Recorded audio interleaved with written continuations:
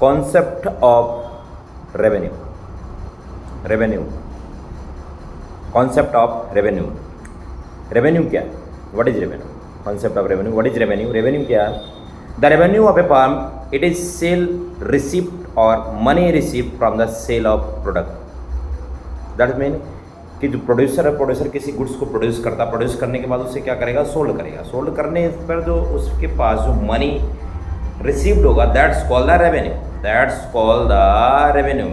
जब consumer producer किसी goods को प्रोड्यूस करके उसे क्या करेगा? सोल्ड करेगा। सोल्ड करने से जो इनकम उसे क्या हो रही है? प्राप्त हो रही है, जो पैसा उसे प्राप्त हो रहा है, that's called the revenue. Revenue क्या है? What is revenue? रेवेन्यू क्या है? तो the revenue of the firm, it is the sale received और money received from the sale of a product. जो रेवेन्यू है, रेवेन्यू में profit and cost are include, यानी revenue equal to profit plus में cost, profit plus cost. अगर आप revenue में से प्रॉफिट निकालना चाहते हैं, प्रॉफिट अर्न करने के लिए, प्रॉफिट निकालने के लिए रेवेन्यू में से कॉस्ट को माइनस करना, यानी profit equal to revenue minus में कॉस्ट, रेवेन्यू माइनस में कॉस्ट। अगली heading, next heading, total revenue, average revenue and marginal revenue. Total revenue क्या है? Total revenue, total revenue means that किसी कम्युनिटी की ऑल यूनिट को सोल्ड करने से जो मनी रिसीव्ड हुआ, उन सभी का सम्स क्या कहलाएगा? Total revenue. इमेजिन दैट आप आइसक्रीम सोल्ड कर रहे हैं, आपने 10 आइसक्रीम सोल्ड करी, एक आइसक्रीम की प्राइस 50 रुपीज़ है, तो 50 इंटू 10 500 है, दैट्स यही है total revenue. Total revenue, total revenue क्या है? Total revenue. तो total revenue is the total money received of a producer on account of the sale of his total output. So total revenue is total money received of a producer on account of the sale of the his total output, and total output को sold करने से जो producer को total money received हुआ उसे total revenue का। Marginal revenue, marginal revenue MR, एक additional unit को सोल्ड करने से टोटल रेवेन्यू में होने वाला चेंज मार्जिनल रेवेन्यू कहलाता है। एक एडिशनल यूनिट को सोल्ड करने से टोटल रेवेन्यू में होने वाला चेंज मार्जिनल रेवेन्यू कहलाता है, मार्जिनल रेवेन्यू कहलाता है। Marginal revenue is the change in the total revenue account of the sale of additional unit of output. Marginal revenue is the change in total revenue on account of the sale of additional unit of output. Next heading, average revenue AR. Average revenue AR क्या है? पर unit revenue average revenue कहलाता है, यानी एक unit कितने की sold की जा रही है, एक कम्युनिटी को कितने का सोल्ड किया जा रहा है, तो पर यूनिट रेवेन्यू एवरेज रेवेन्यू कहलाता है। Average revenue is the per unit revenue received from the sale of community, it is the same as price of the community. Average revenue is the per unit revenue received from the sale of a community, it is the same as price of the community. Average revenue per unit revenue average revenue कहलाता है, पर unit revenue average revenue कहलाता है, पर unit revenue average revenue कहलाता है। यानी एक यूनिट को सोल्ड करने से कितने की रेवेन्यू आ रहा है, कितने का रेवेन्यू आ रहा है, पर यूनिट रेवेन्यू एवरेज रेवेन्यू कहलाता है, पर यूनिट रेवेन्यू एवरेज रेवेन्यू कहलाता है।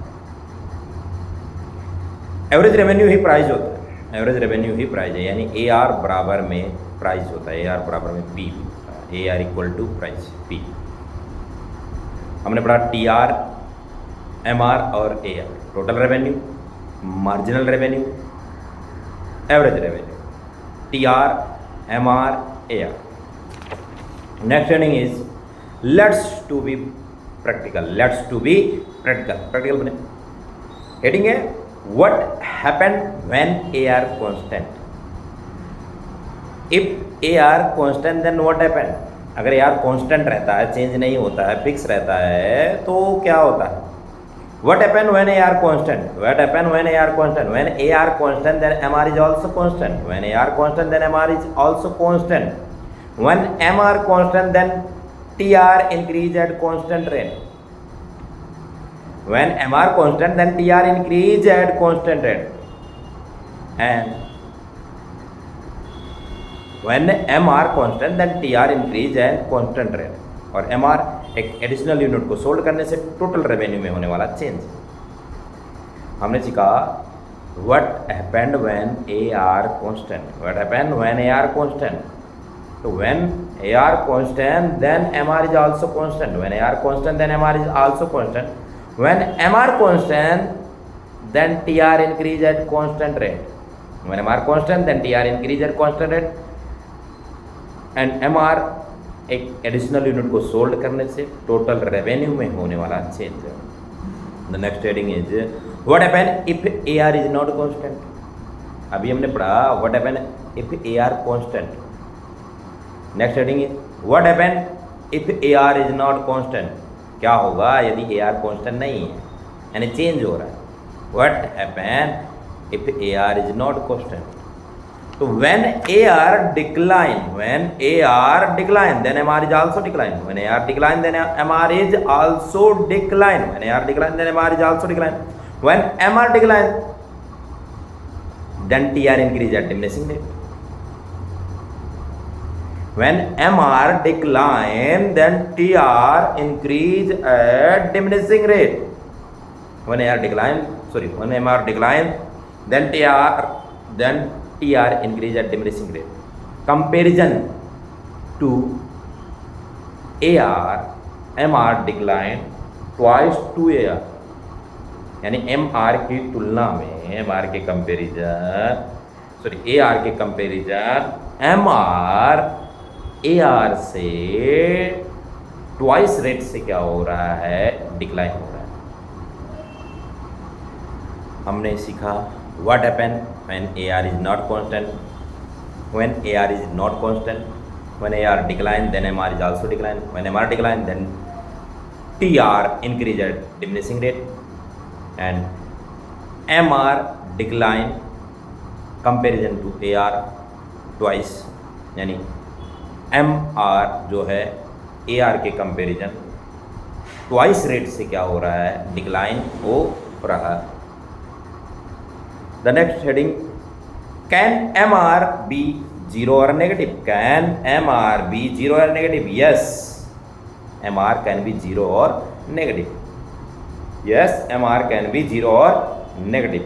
उसी को एक्सप्लेन किया गया है, relation between AR and relation between TR and MR. When MR decline, then TR increase at diminishing rate. When AR decline, then when MR decline, then TR increase at diminishing rate. When MR 0, then TR maximum. When MR 0, then TR maximum. When MR negative, then TR decline. When MR negative, then TR decline. When MR negative, then TR decline. Relation between TR and MR. When MR decline, then TR increase at diminishing rate. When MR 0, then TR maximum. When MR negative, then TR decline. Next heading is firms revenue curve in different market. Different market में firms का revenue curve कैसा होता है। तो पहला first market है perfectly competitive market, यानी पूर्ण प्रतियोगिता बाजार। परफेक्ट कॉम्पिटेटिव मार्केट,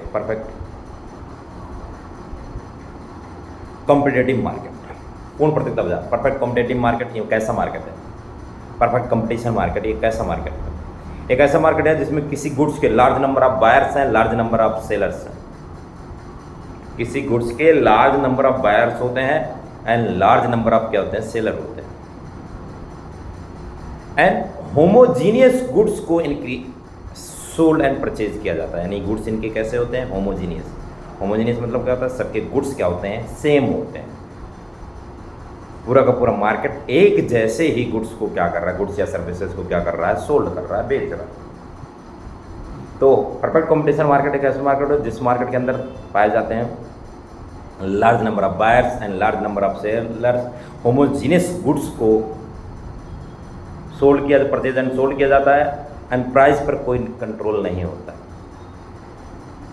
फर्म जो है, इंडस्ट्री जो है, वो इंडस्ट्री फर्म की प्राइस को क्या कर देती है, डिटरमाइन कर देती है, निर्धारित कर देती है, फिक्स कर देती है, और उसी प्राइस पर गुड्स को क्या करना पड़ता है, बेचना पड़ता है। उसी प्राइस पर गुड्स को सोल्ड करना पड़ता है। कोई भी प्रोड्यूसर ना ही गुड्स की प्राइस को इंक्रीज कर सकता है, ना ही डिक्रीज कर सकता है। यदि इंक्रीज करते हैं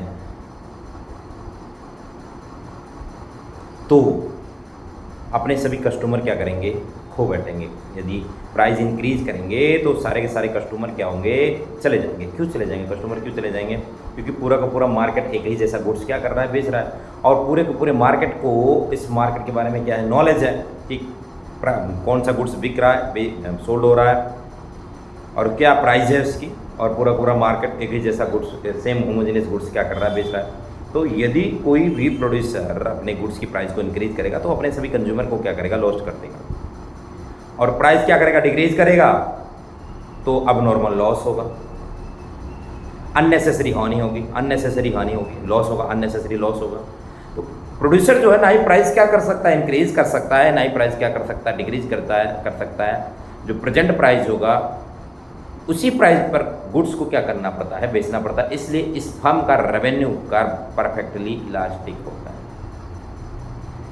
यानी परफेक्ट कंपटीशन मार्केट का जो रेवेन्यू कर्व होता है वो परफेक्टली इलास्टिक होता है। इलास्टिक होने का रीज़न क्या है, परफेक्टली इलास्टिक होने का रीज़न क्या है? क्योंकि प्रेजेंट प्राइस पर ही गुड्स को क्या करना पड़ता है, सोल्ड करना पड़ता है। ना ही प्राइस इंक्रीज कर सकते हैं और ना ही प्राइस क्या कर सकते हैं, डिक्रीज कर सकते हैं। ना ही प्राइस इंक्रीज होगा और ना ही प्राइस क्या होगा, डिक्रीज होगा। यदि इंक्रीज करेंगे तो अपने सभी कस्टमर का लॉस करेंगे, और डिक्रीज करेंगे तो अननेसेसरी लॉस होगा।